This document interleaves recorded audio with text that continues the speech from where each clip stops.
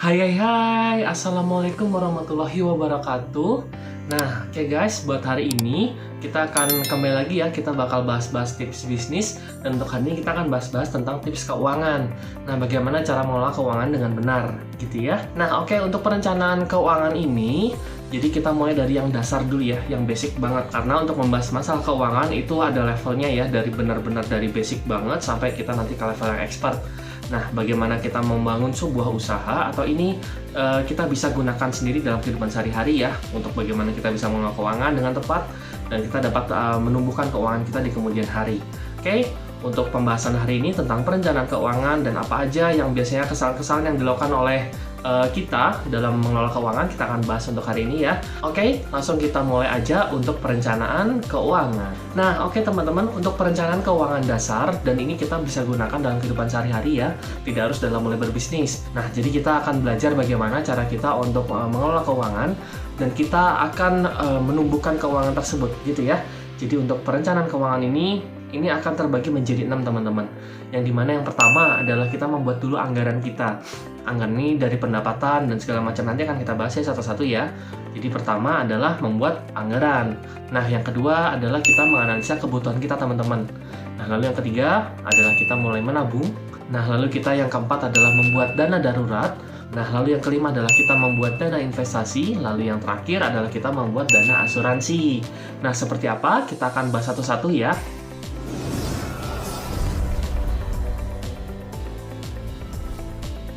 Nah, teman-teman, kita mulai aja yang pertama nih dengan bagaimana kita membuat namanya anggaran. Nah, di sini teman-teman dapat digunakan secara general ya, atau secara umum ya. Tidak harus pegawai, tidak harus pengusaha, bebas semuanya bisa. Nah, teman-teman, kita akan bahas yang pertama ya, dalam membuat anggaran. Bagaimana dalam membuat anggaran ini? Pertama adalah teman-teman hitung dulu semua total pendapatan. Artinya income-nya itu per bulannya berapa. Nah, apabila teman-teman adalah pengusaha dan income-nya itu tidak stabil, jangan hitung income yang paling tinggi teman-teman, tapi kita hitung income-nya yang paling rendah, atau misalkan income-nya itu yang adalah yang menengah. Nah, setelah kita menghitung income ini, lalu kita akan melakukan splitting. Kita splitting menjadi 3, yaitu yang pertama adalah hutang, lalu yang kedua adalah dana cadangan, di mana dana cadangan ini yaitu meliputi pertama adalah infak sedekah, lalu yang kedua adalah risk manajemennya atau misalkan dana dadakan yang tidak terduganya, lalu yang ketiga adalah tabungan biasanya gitu kan. Nah, nanti setelah ini nilainya adalah 40% teman-teman. Jadi setelah kita potong hutang, misalkan katakanlah 3 juta, kita potong hutangnya dulu, lalu sisanya kita kembalikan ke 100%. Nah, dari 100% ini baru kita akan split menjadi 2, yaitu yang pertama tadi dana cadangan, ada infak sedekah, nah lalu ada risk management atau dana yang tiba-tiba, lalu ada juga dana tabungan gitu ya, dana untuk masa depan, itu kita tabung nilainya 40%. Nah, lalu untuk sisanya adalah 60%, yaitu pertama adalah untuk kebutuhan sehari-hari teman-teman gitu. Jadi dari kebutuhan sehari-hari, misalkan keperluan dan segala macamnya, makan gitu ya. Nah, di sini kita benar-benar hanya kebutuhan, bukan keinginan. Oke? Nah, ini adalah pola dasar untuk membuat anggaran teman-teman. Lalu kalau misalnya kita ilustrasikan, misalkan penghasilan teman-teman berapa nih? Nilainya misalkan 3 juta. Nah, 3 juta ini misalkan teman-teman punya hutang itu nilainya 500.000 per bulannya. Katakanlah misalkan bayar cicilan motor ya. Nah, 500.000 ini berarti sisanya adalah 2,5 juta. Lalu 2,5 juta ini akan kita bagi 2 teman-teman. Yang dimana nilai 40%-nya adalah tadi ya untuk dana cadangan ya. Ada dana dadakan, ada dana infak sedekah. Lalu ada lagi dana untuk tabungan ya, tabungan masa depan. Nah, dana yang kita split jadi 3 ini nilainya adalah 40% ya teman-teman ya, jangan lupa ya. Nah, di mana nanti setelah kita split lagi, 40% ini akan kita pisahkan lagi. Kalau kita biasanya untuk infak sedekah itu lebih besar daripada dana dadakan dengan dana cadangan masa depan. Kenapa? Karena kami selaku pengusaha, di sini kita percaya bahwa kita akan selalu berdagang dengan Tuhan. Nah, karena dalam ilmu yang disampaikan sendiri bahwa apabila misalkan kita memberikan Rp1.000, maka seminimalnya insya Allah kita akan menerima Rp10.000 teman-teman. Atau paling kecil adalah dikalikan 10 daripada apa yang kita berikan. Nah, lalu yang paling besarnya berapa? Kalau secara perhitungan itu adalah 700 kali lipat teman-teman. Atau tidak hingga. Jadi semua itu tergantung bagaimana keikhlasan kita dalam memberi. Insya Allah mudah-mudahan Allah menggantinya berkali-kali lipat lebih daripada yang kita duga, gitu ya. Jadi pertama adalah kita perbesar dulu sedekahnya. Jadi ketika kita mengalami rezeki yang sempit atau saat ini misalkan rezeki kita hanya sebatas cukup, jangan lupa kita untuk berdoa dan kita bersedekah sebanyak-banyaknya teman-teman. Nah, pastikan dalam alokasi 40% ini, itu kurang lebih adalah sepertiganya atau bahkan 2/3-nya adalah untuk sedekah gitu ya. Lalu sisanya untuk apa? Sisanya adalah untuk dana dadakan dengan dana cadangan masa depan. Gitu ya teman-teman ya. Itu namanya 40%. Lalu 60% berikutnya adalah untuk kebutuhan. Artinya kita butuh makan, kita butuh mandi, laundry, dan segala macamnya. Ini adalah 60%-nya. Dan ini harus dicukup-cukupin teman-teman. Jadi tidak bisa kita, untuk sedekahnya nanti aja deh sisanya. Nah, itu tidak bisa ya. Jadi kalau misalnya teman-teman ingin merubah hidup, pastikan sedekahnya besar. Atau seminimalnya kalau kita hitung dari proratanya adalah 100%, maka insya Allah pastikan sedekahnya adalah nilainya 20% sampai 25% teman-teman, gitu ya. Atau bahkan teman-teman misalkan mau lebih, alhamdulillah. Mudah-mudahan teman-teman yang ahli sedekah itu dilancarkan rezekinya dan dimudahkan rezekinya, gitu ya. Amin amin ya rabbal alamin. Oke, kita lanjut aja masuk ke yang kedua.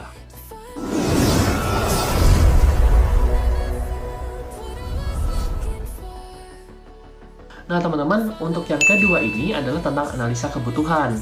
Di mana yang analisa kebutuhan ini terkait dengan kita sandang pangan papan ya. Jadi bagaimana kita bisa mencukupi kebutuhan makan sehari-hari, lalu kita memiliki kebutuhan sandang atau pakaian itu dalam sehari-hari, lalu yang ketiga adalah kebutuhan papan atau rumah kita, tempat kita berteduh gitu ya. Nah yang dimana secara umum biasanya itu misalkan kita dalam makanlah secukupnya teman-teman. Usahakan masak, nggak usah aneh-aneh dulu untuk sementara dalam kita membangun namanya investasi atau misalkan dalam kita merubah pola keuangan kita. Jadi makanlah secukupnya. Lalu yang kedua adalah gunakan pakaian seperlunya, tidak perlu kita berlebihan. Lalu yang ketiga adalah papan, jadi pastikan tempat tinggal kita ini cukup nyaman untuk kita bisa tinggali dan tidak terjadi bocor dan lain halnya, dan pastikan seperti contohnya kebutuhan-kebutuhan listrik ini sudah pasti harus terpenuhi.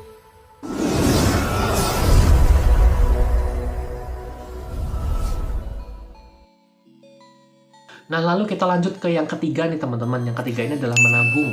Nah, yang dimana tabungan ini seperti yang kita sudah bahas di yang pertama, ini kita punya namanya dana cadangan masa depan. Nah, tabungan ini harus selalu kita alokasikan, gitu ya. Tidak perlu harus dadakan besar teman-teman, yang penting adalah konsisten. Misalkan dari segi kemampuan teman-teman hanya bisa menabung, itu sekitar 50.000 sampai 100.000 per bulan, itu tidak apa-apa. Tidak perlu harus menabung besar-besar. Tapi misalkan teman-teman mau mengubah dengan pola yang ekstrim dan jauh lebih baik, itu pastikan tabungannya lebih besar daripada kebutuhannya. Jadi kita harus siapkan dulu ikat pinggang di beberapa bulan pertama untuk kita bisa menumbuhkan tabungan kita, lalu kita berinvestasi ya. Nah, untuk yang ketiga, pastikan teman-teman punya tabungan, tidak ada celengan kosong, karena suatu saat kita selalu akan butuh tabungan ini sebagai dana-dana darurat ataupun dana masa depan, gitu ya. Oke, kita lanjut ke yang keempat.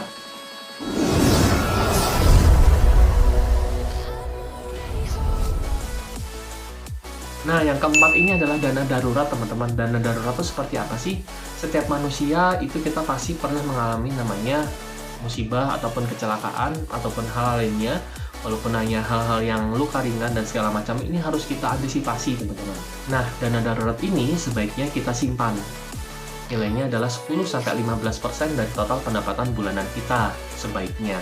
Tapi misalkan teman-teman ternyata hanya kurang dari itu, ya kita harus selalu menyimpan dengan keadaan semampunya. Misalkan tadi ya, kita katakanlah dengan penghasilan kita 3 juta, lalu kita punya 100.000 per bulan, ini tidak apa-apa. Nah, karena apabila terjadi sesuatu di kemudian hari, misalkan katakanlah kita dapat musibah, ini insya Allah kita sudah siap teman-teman. Tapi akan lebih baik lagi memang pertama kita hindari dulu hutang. Nah, misalkan hutang kita ini kosong, kita akan bisa alokasikan dana hutang ini untuk dana darurat dan dana cadangan masa depan, teman-teman. Nah, ini akan posisinya lebih aman. So, bagi teman-teman yang masih baru mulai untuk menjadi seorang pegawai, lebih baik dulu hindari namanya red race ya, atau misalkan hawa nafsu. Nah, jadi misalkan kita sudah mulai punya penghasilan nih, tetap nih 3 juta ataupun 3,5 juta, 4 juta. Nah, ini hindari dulu namanya, wah saya pengen beli ini, sebaiknya hindari dulu. Kita pastikan dulu kita punya dana cadangan yang bagus, yang oke, untuk masa depan ada, untuk darurat ada. Baru apabila memang ada lebihnya dalam setahun kita tidak terjadi kecelakaan ataupun kita tidak ada musibah, baru boleh kita mengambil suatu barang yang kita inginkan. Jadi kita hitung rate-nya adalah 1 tahun ya teman-teman. Atau misalkan paling maksimal itu adalah per 6 bulan. Jadi per 6 bulan kita evaluasi apakah ada yang kita butuhkan, atau misalkan kita inginkan sesuatu, kita evaluasi per 6 bulan gitu ya. Karena dana darurat ini penting. Apabila terjadi kecelakaan, tidak mungkin kita untuk berhutang kepada orang lain apabila kita sudah punya hutang.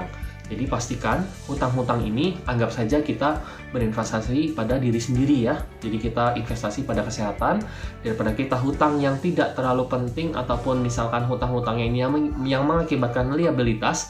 Lebih baik kita saving dana-dana kita ini adalah untuk kesehatan terlebih dahulu. Baru ketika misalnya ada lebihnya, misalnya kita mengambil yang sifatnya liabilitas seperti kendaraan ataupun lainnya, nah itu dipersilahkan gitu ya. Nah kita lanjut lagi ke yang kelima.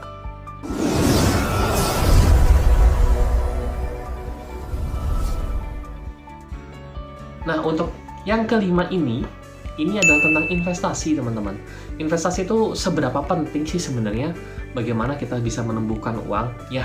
Jadi ada ungkapan dari Bapak Warren Buffett, salah satu guru pengusaha kita semua. Nah itu ungkapannya adalah seperti ini ya. Apabila kita tidak bisa menciptakan uang di saat kita tidur, maka siap-siaplah kita bekerja sampai akhir masa. Gitu teman-teman. Jadi kita harus siap-siap ya, sampai tua nanti kita kerja aja terus. Kalau kita tidak pintar-pintar bagaimana kita mencari cara untuk menumbuhkan uang di saat kita tidur. Nah, apa aja contoh-contoh kita berinvestasi? Nah, untuk contohnya banyak ya. Pertama bisa dari reksadana. Reksadana ini rate-nya antara 4-8% atau bahkan sampai 20% per tahunnya. Tapi dengan segala resikonya itu kita harus tanggung bersama. Lalu investasi yang kedua adalah, kalau saya sesuai dengan bidangnya, kita di bidang properti syariah, itu tentunya kita akan investasi dalam hal properti teman-teman, terutama di tanah. Jadi walaupun misalkan teman-teman katakanlah punya tabungan nih 50 juta ataupun 60 juta gitu ya, pastikan bentuklah dulu investasi-investasi ini. Karena kalau tanah itu rate-nya, jika posisinya tepat, itu kenaikannya adalah 20% sampai 40% per tahunnya teman-teman. Jadi tidak mungkin dia turun, tapi dia akan terus naik. Misalkan teman-teman beli 100 juta, sudah bisa dipastikan 100%, 1000% bahwa kenaikannya per tahun depan teman-teman akan mendapatkan uang 120 juta sampai 140 juta. Nah, ini yang disebutkan oleh Bapak Warren Buffett bahwa investasi yang tepat adalah ketika kita tidur, uang ini akan terus berputar. Nah, kalau misalkan kita hitung ratanya 20 juta selama 1 tahun dibagi 12, itu rata-ratanya teman-teman akan mendapatkan sekitar 1.600.000, 1.700.000 ya per bulannya, padahal teman-teman tidur, ditinggal aja tanahnya gitu kan. Jadi ditinggal tanahnya, tiba-tiba uangnya terus naik, pas kita jual harganya 120 sampai 140 juta. Enak apa enak banget gitu ya. Jadi untuk poin kelima, mulailah kita berinvestasi. Bisa di reksadana. Reksadana ini terdiri dari beberapa ya. Itu ada obligasi, ada saham, ataupun kita ada pasar uang. Cuman kalau pasar uang saya tidak terlalu menyarankan ya, karena bentuknya ini masih abu-abu gitu ya. Jadi pastikan kita investasi juga. Atau yang kedua adalah di investasi tanah. Kalau tanah ini jelas, karena kenaikan nilai tanah itu berdasarkan kenaikan geografis dan tata kota daripada suatu kota itu sendiri gitu kan. Jadi misalkan di tanah yang kita beli dulunya adalah tanah sawah ataupun misalkan tanah kebun kosong, tiba-tiba ada yang bangun mall gitu kan, otomatis nilainya akan langsung melonjak. Kita beli 500.000, ada pembangunan mall ataupun rumah sakit, kenaikan nilainya bisa sampai 3 juta ataupun 4 juta teman-teman. Nih gitu kan, enak banget apa gimana? Enak atau enak banget nih? Kita bisa menghasilkan penghasilan itu 3 juta per meter dari luas tanah, dikalikan luas meternya, misalkan 100, berarti kita bisa menghasilkan 300 juta setahun teman-teman. Enak apa enak banget investasi di properti. Nah kayak gitu ya, itu kenapa orang-orang walaupun bisnisnya itu apa aja, pada ujung-ujungnya mereka akan berbisnis dalam properti. Karena properti ini nilainya tidak pernah turun, tapi akan selalu naik, dan kita investasinya tidak akan pernah merugi. Gitu ya untuk poin kelima tentang investasi.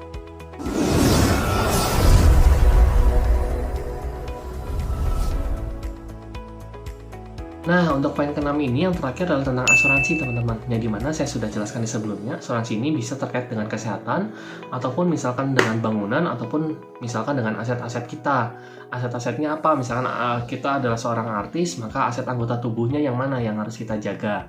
Contohnya seperti itu. Ataupun misalkan aset kita adalah warung ataupun toko, nah itu harus kita siapkan dana-dana cadangannya. Artinya asuransi ini adalah dana cadangan, teman-teman. asuransi ini bukan hanya terkait dengan misalkan perusahaan asuransi, karena di kami yang menganut hukum syariah itu kita sementara itu tidak disarankan untuk asuransi.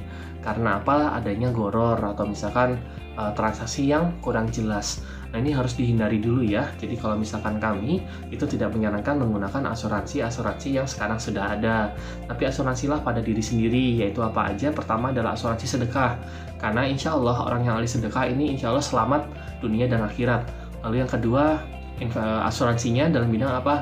Kita salat malam teman-teman, berdoa mudah-mudahan kita selalu diberikan kesehatan dan keselamatan. Nah, lalu yang ketiga adalah asuransinya apa teman-teman? Kita asuransi secara ikhtiar, yaitu dengan dana cadangan. Nah, lalu yang keempat adalah aset, artinya kita harus mulai membangun aset ini untuk menyiapkan diri kita di masa depan ini apabila terjadi sesuatu hal yang tidak diinginkan. Nah, ini asuransi ya. Asuransi ini artinya kita menyiapkan segala sesuatunya.